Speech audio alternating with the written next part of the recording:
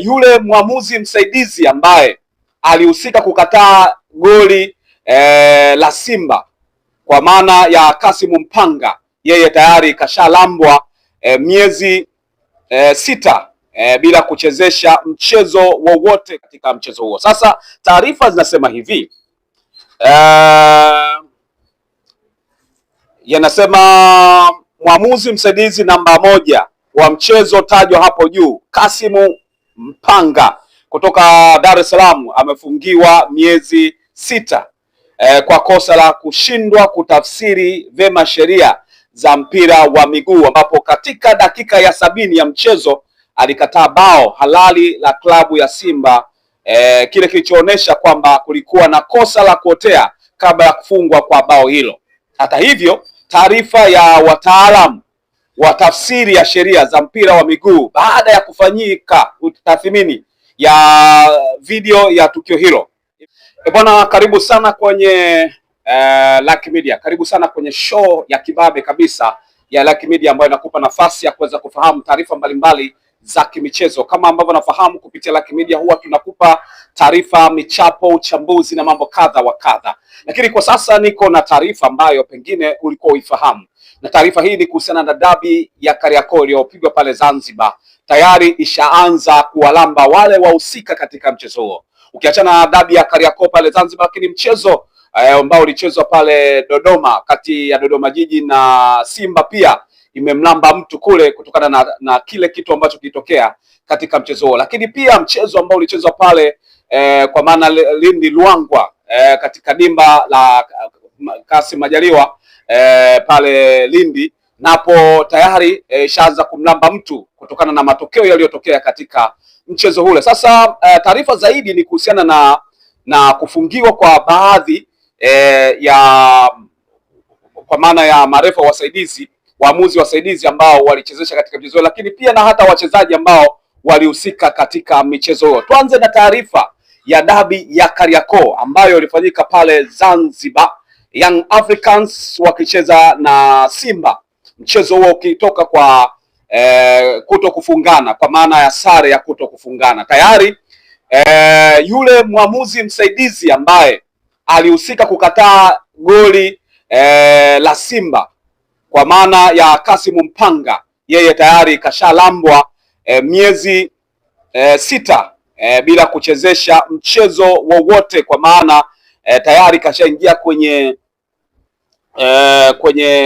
maamuzi ya kamati ya ligi ambayo iliketi tarehe 4 na kuamua mambo kadha ya kuweza kumsimamisha katika mchezo huo. Sasa taarifa zinasema mara baada ya kutoka kwenye kamati ya uendeshaji wa ligi maarufu kama kamati ya masaa 72 imetoa maamuzi kuhusiana na mchezo wa dabi ya Kariakoo kuhusiana na mwamuzi msaidizi nambari 1 Kasimu Mpanga kutoka pale Mtwara, kile ambacho alikichezesha kwa kuinyima Simba goli ambalo Simba walistahili kulipata katika mchezo huo. Sasa taarifa zinasema hivi,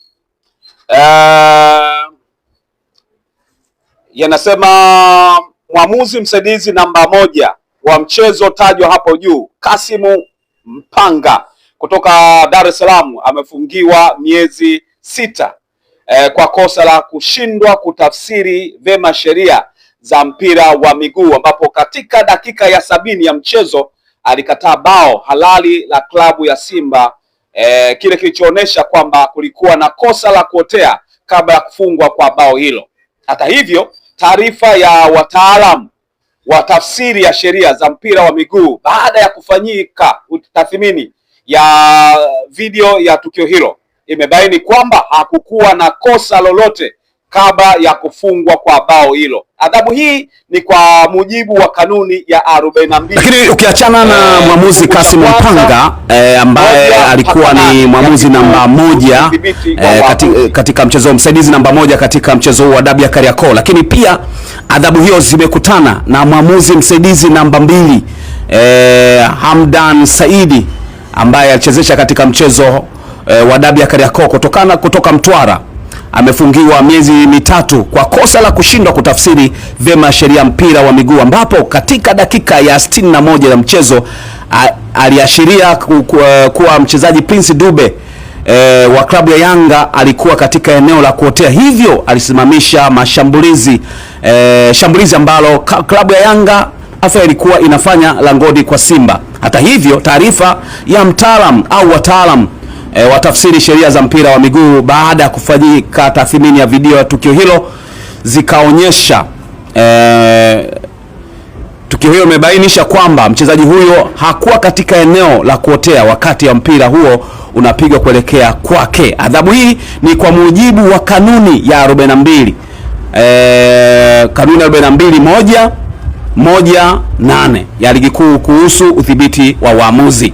Lakini wakati tukibakia kwenye taarifa hiyo hiyo ya dabi ya Kariakoo, kuna taarifa nyingine ambayo katika dabi ya Kariakoo bado inaendelea kugusa matukio mbalimbali, wakati hapo tukiwa tumeigusa maamuzi ya uamuzi. Lakini kwenye dabi ya Kariakoo, klabu ya Simba imetozwa faini ya shilingi milioni 5 kwa kosa la kuingia kwenye uwanja wa Amani Zanzibar kupitia mlango usio rasmi kuelekea mchezo tajwa hapo juu. Machi mosi mwaka 2026 kinyume na matakwa ya kanuni ya 17/21 ya ligi kuu Tanzania bara kuhusu taratibu za mchezo. Kanuni hiyo ambayo ni kwa adhabu hiyo ni kwa mujibu wa kanuni ya 17/62 ya ligi kuu kuhusu taratibu za mchezo. Lakini tunakibaki hapo ndani ya klabu ya Simba ambayo imepigwa adhabu nyingine. Klabu ya Simba imetozwa faini ya shilingi milioni 5 tena nyingine kwa kosa la kukataa kutumia chumba rasmi cha kuvalia kwenye uwanja wa Amani, ambapo walitumia chumba cha kufanyia mikutano ya waandishi wa habari kwa shughuli za hivyo. Kabla ya mchezo walitumia kuvalia nguo chumba cha waandishi wa habari kabla ya mchezo, kinyume na matakwa ya kanuni ya 17/20 ya ligi kuu kuhusu taratibu za mchezo. Adhabu hii ni kwa mujibu wa kanuni ya 17/62 ya ligi kuu kuhusu taratibu za mchezo. Simba wamelimwa faini ya milioni 5. Lakini bado Simba hapo, hasa hapa adhabu ambayo inakutanisha Simba na Yanga. Klabu ya Young African na Simba zimetozwa faini ya shilingi milioni 5 kila mmoja kwa kosa la walinzi wake kugombana na kutoleana lugha za matusi, jambo lililoleta taharuki na kuchafua taswira ya mchezo huo wakati klabu ya Simba ikiwasili uwanjani hapa. Adhabu hii ni kwa mujibu wa kanuni ya 47 kifungu cha kwanza ligi kuu kuhusu udhibiti wa klabu, na klabu ya Simba italazimika kulipia gharama za matengenezo ya mlango wa kuingia chumba cha kufanyia mikutano ya waandishi wa habari ambao walinzi wake waliuvunja ili kulazimisha timu hiyo kuingia na kutumia chumba hicho kwa ajili ya kuvalia kabla ya kuanza kwa mchezo huo. Na hiyo ni taarifa ambayo inazingatia adhabu hii ni kwa mujibu wa kanuni ya 47.3 ya ligi kuu kuhusu udhibiti wa klabu. Lakini adhabu pia kwenye dabi ya Kariakoo inaenda kumgusa mchezaji wa klabu ya Simba David Kameta Duchu almaarufu kama Duchu, ambaye mchezaji wa Simba ametozwa shilingi milioni 1 kwa kosa la kuonyesha akimwaga kimiminika kiwanjani wakati wa timu hiyo ilipozuru uwanja dakika chache kabla ya kuwasili kwenye uwanja wa Amani. Kitendo hicho kilichotafsiriwa kama ni imani za kishirikina. Aidha, hii ni kwa mujibu wa kanuni ya 41.5 ya ligi kuu kuhusu udhibiti wa wachezaji. Na hii ni kuhusiana na dabi ya Kariakoo. Kama ambavyo nimekwambia hapo, dabi ya Kariakoo imeenda kuleta madhara kwa waamuzi wale wasaidizi wote wawili, lakini pia kwa mchezaji, na huku timu pia hasa ya Simba ikilazimika kulipa faini nyingi kutokana na matukio mbalimbali yaliyotokea katika uwanja, hasa katika mchezo wa dabi ya Kariakoo uliochezwa pale Zanzibar. Hii ni Like Media. Asante sana kwa wewe ambao umeichagua na kuwa karibu na Like Media kila wakati na kila wasaa. Asante sana. Kikubwa ni kusubscribe channel hii, miongoni mwa watu ambao wanafuatilia kila matukio ambayo yanakuwa yanatokea kupitia Like Media. Madhara na matukio mengi ambayo yametokea ndani ya klabu ya Simba ni kulipa faini, lakini Yanga pia nao wamekutana na adhabu za namna hiyo, huku Simba wakinung'unika na goli lao bila pointi kupata, lakini huku mwamuzi aliyewanyima ile kadi, aliwanyima lile goli, ndiye ambaye ameenda kupata adhabu hiyo. Maoni yako ni yapi kuhusiana na hiki ambacho kimefanyika kwa sasa? Kwa upande wako, unafikiri Simba hawakutendewa haki? Nini ambacho ungefikiri kwenye kanuni hizi kurekebishwe, hasa kitokea matendo kama haya? Je, ilistahili Simba pamoja na maamuzi ya bodi ya ligi wangerejeshewa pointi zao 3 kwa sababu imeonekana kama alikuwa goli halali, au unahisi ni sawasawa kwa hiki kilichofanyika na maisha endelee kutokana na haya? Nini maoni yako? Mimi naitwa Lugano Israel, mpaka wakati mwingine, chao.